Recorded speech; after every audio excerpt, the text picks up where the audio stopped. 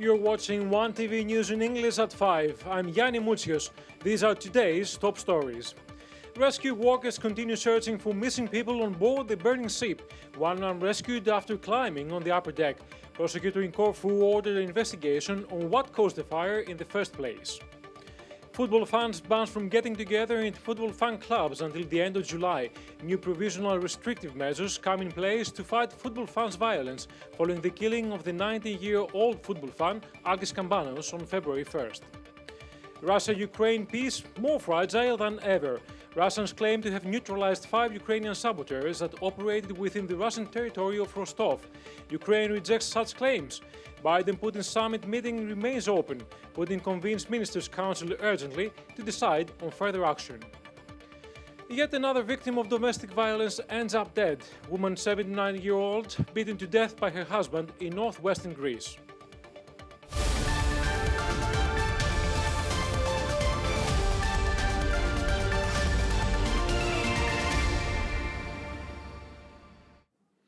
Rescue operations are still underway on an Italian ferry 4 days after the fire broke out on the Euroferry Olympia that departed from Igoumenitsa to Brindisi, Italy. Rescue staff boarded the ship anchored off the Greek island of Corfu, looking for 10 missing people. The fire crews managed to contain the fire just about on Sunday. Rescuers found the body of a Greek man inside the ship, whereas 281 people have been rescued up until this moment. Greek emergency workers rescued a Belarusian truck driver on Sunday. The survivor, 21 years old, managed to make his way to the left rear deck on his own and claimed to have heard other voices on the lower decks.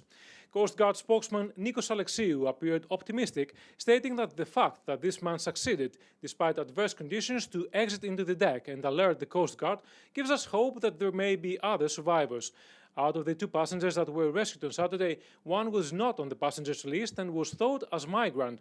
The second rescued person, a 65-year-old Bulgarian truck driver, faced some respiratory problems and has been placed on a ventilator in a Corfu hospital's intensive care.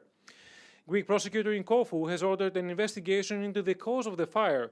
2 engineers, as well as the ferry's captain, were arrested on Friday. However, they were released on the same day, authorities said.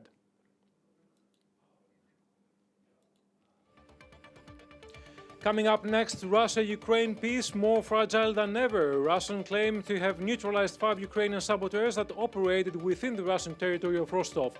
Ukraine rejects such claims. Biden-Putin summit meeting remains open.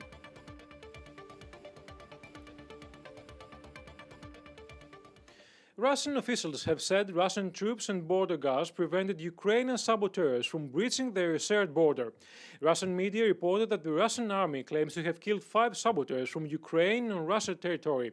According to the press service of the Federal Security Service, 5 violators of the Russian Federation borders from the sabotage group were eliminated in the ensuing combat. Ukrainian armed vehicles apparently were destroyed in Russia's Rostov region. However, Ukraine's Ministry of Foreign Affairs and Ministry of Defense said the Russian claim was fake. It's not true, a spokesperson said, adding a full statement would be released shortly. According to Russian media, a leader of one of the self-proclaimed Russian regions in eastern Ukraine has appealed to Moscow for financial and military support. Eduard Basurin, head of the Donetsk People's Republic, said moral support was his first priority, followed by financial and military help. President Vladimir Putin has called an unscheduled meeting of his Security Council, his spokesman said.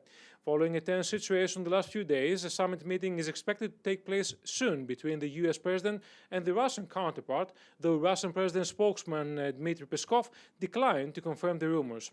French presidency sources said that Joe Biden asked Emmanuel Macron to make the offer of a summit between Biden and Vladimir Putin, describing the French president as a facilitator.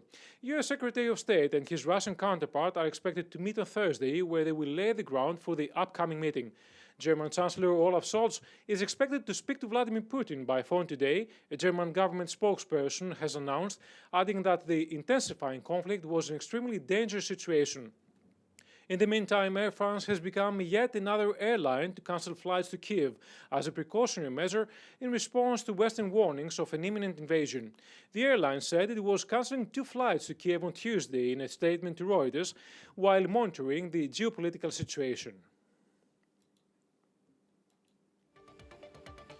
Coming up next, football fans banned from getting together until the end of July in football fans clubs. 79-year-old woman of American origin was found dead in Yanina after she was brutally beaten by her 69 years old husband, police said. First aiders received an agony call on Sunday evening from a woman heavily injured. The woman passed away, though, by the time the ambulance arrived at the scene. Police was also called on the incident. Medical examiner initially declared the woman dead due to an unexpected cause of death. However, when he arrived at the scene, he traced some heavy bruising on the woman's body. 69-year-old husband admitted to having beaten his wife following a domestic fight with no intention of killing her, police said. The perpetrator will later be taken to the prosecutor's office. Greece suspended the operation of football fan clubs in a bid to combat hooligans using them as cover following the death of a 19-year-old fan in Thessaloniki on February 1st. Football fan clubs will be banned from operating till late July.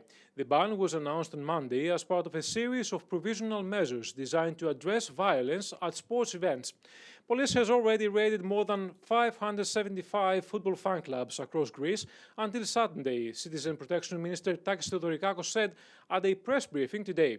Another 67 clubs have also been shut down today. Police officers made 17 arrests, he said. Crimes related to football fan violence will receive heavier penalties, with sentences increased from 6 to 5 years. In addition, a special criminal offence is being introduced for those who cover their facial features during a sports match, with a prison sentence of at least 6 months. Suspension of sentences for crimes of fan violence will be prohibited, whereas any football-related incidents which will be tried as a matter of priority. New restrictions will have to be ratified by the Parliament. That's all from us for now. Next news update in Greek at 6 o'clock. Tune in tomorrow at 5 o'clock for your daily news report in English. Don't forget that you may watch us on the move on your tablet or your smartphone by clicking on onetv.com. Goodbye for now.